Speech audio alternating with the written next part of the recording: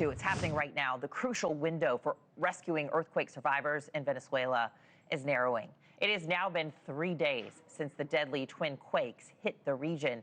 Take a look at this video. It's new video coming into our newsroom here. Passengers on a plane being jolted.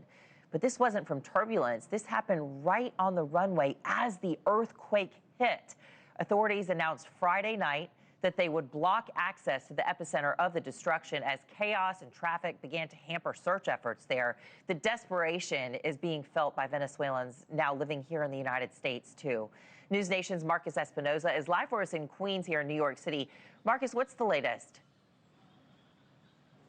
Hey, Anna, good morning. Devastating images, a blessing and a curse with current social media. Be able to see these videos here, but also that devastation. But it highlights just how devastating it is in Venezuela right now. That has coalesced the world to come together right now with aid. But this earthquake, both earthquakes here, just causing a catastrophe that has left the country and the world reeling, both registered as some of the largest in South America's recorded history.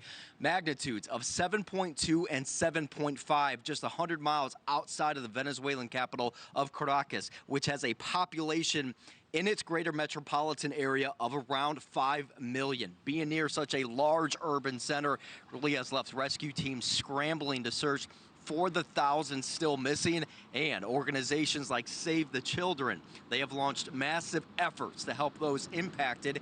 Here's what they say they're hearing from people on the ground. And so, the trauma is tremendous. People are shocked. This is unprecedented, the level of devastation. So really, it's very impactful, even for our teams, and our partners. So what we are hearing is, people are right now suffering. It's very difficult. It's very difficult for them.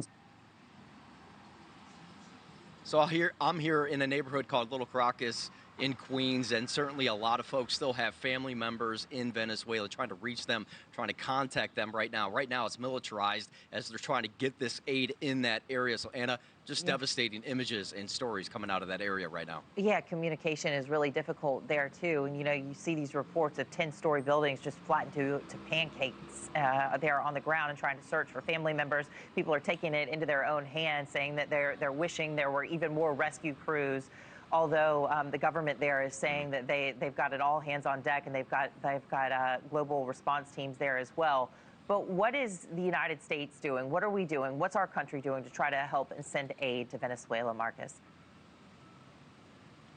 Well, and it's not just our country, it's really the entire world right now trying to get aid to that area in Venezuela, about 100 miles outside of Caracas, and this impact that has taken place there. So I think when something like this happens, it's really about getting those planes in that area full of aid and then trying to get rescuers to also help, as there are tens of thousands of people still missing from this earthquake here. The State Department says the president has authorized the deployment of the disaster assistance response team to coordinate with existing military assets. U.S. Southern Command, in fact, has deployed additional resources to help Venezuela, including a number of military aircraft, ships, and support teams. Officials also say they plan to provide satellite imagery of the affected areas. That's going to help in rescue and recovery efforts. Meanwhile, the State Department also spearheading major relief efforts, including a massive amount of supplies, 3 urban rescue and recovery teams from Fairfax, Virginia, LA, California,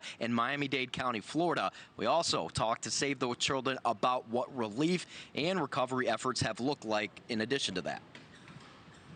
So, of course, I think the next few days will be very focused on the search and rescue, to find survivors. But at the same time, we need to start putting, a response in place.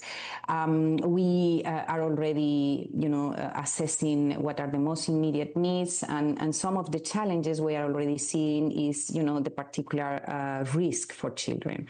Thank you for watching. Subscribe below and download our NewsNation app right now on your phone, and you will get fact-based, unbiased news for all Americans.